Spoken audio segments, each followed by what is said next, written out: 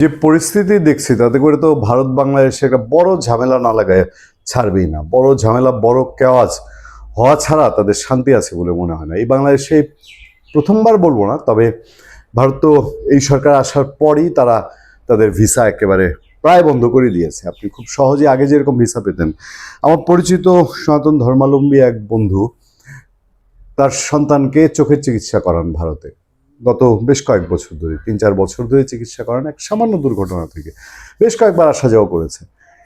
তার সেই সনাতন ধর্মাবলম্বী কথাটা কেন বলছি, হিন্দু মানুষজনের ভারতে ভিসা পাওয়াটা খুব একটা কঠিন হওয়ার কথা না। সেই ছেলেই ময়মনসিংহে ভিসা অফিস হয়ে সে ভিসা সাবমিট করে রাখছে। তার এখন পর্যন্ত গত 1.5-2 মাস চলে গেছে অলরেডি, ভিসা পাচ্ছে না।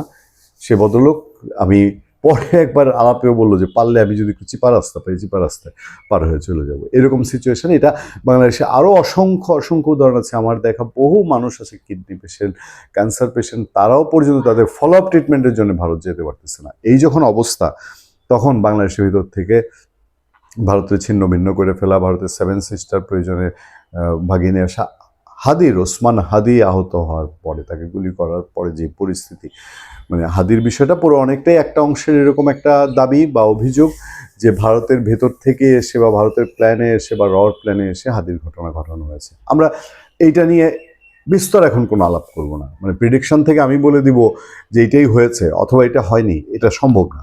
এটা বাদ রেখেও যদি বলি, ওসমান হাদির ঘটনা নিয়ে ভারতের সাথে সম্পর্কটা নতুন টার্ন করেছে, কোনো সন্দেহ নেই।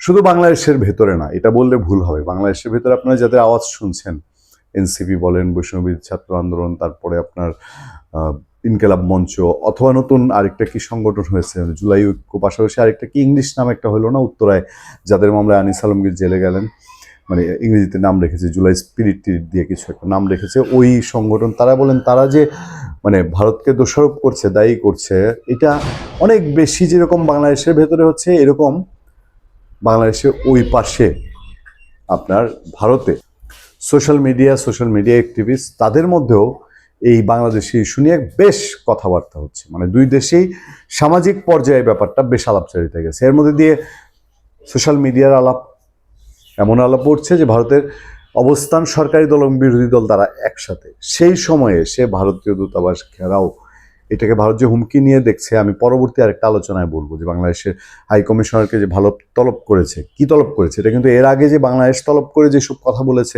এইসব কথা বলেনি, নতুন নতুন কথা বলেছে। সেই প্রসঙ্গে যাওয়ার আগে এই নিউজটা আমাদের কাছে নিশ্চয়ই একটু নতুন ভাবনার তৈরি করবে যে ভারত যখন বলছে যে নিরাপত্তা পরিস্থিতির কারণে বেলা 2টা থেকে, আজ 17 ডিসেম্বর 2025 আমি যখন কথা বলছি, সেই সময় ভারতের ভিসা কেন্দ্র বন্ধ। অন্য যে কোনো দেশের ভিসা কেন্দ্র বন্ধ হওয়া এবং ভারতের ভিসা কেন্দ্র বন্ধ হওয়ার মধ্যে আকাশ পাতাল পার্থক্য আছে। কারণ ভারতের, বাংলাদেশের প্রচুর মানুষের আত্মীয় স্বজন, পাশাপাশি দেশ হতে খুব স্বাভাবিক। মিয়ানমারেও আছে, আপনারা জানেন কিনা জানি না। মিয়ানমারে আমার প্রচুর আমার বন্ধু বান্ধব আছে, তারা মিয়ানমারে ব্যবসা আছে, কাঠের ব্যবসা আছে, মাছের ব্যবসা আছে, ময়মনসিংহের ব্যবসা আছে এবং বিয়ে শাদী করেছে। সেরকম ভারতে আরও বেশি, অনেক অনেক বেশি, অনেক অনেক গুণ বেশি। তাই মানুষগুলোর জন্য এই খবর নিঃসন্দেহে একটা দুশ্চিন্তার খবর।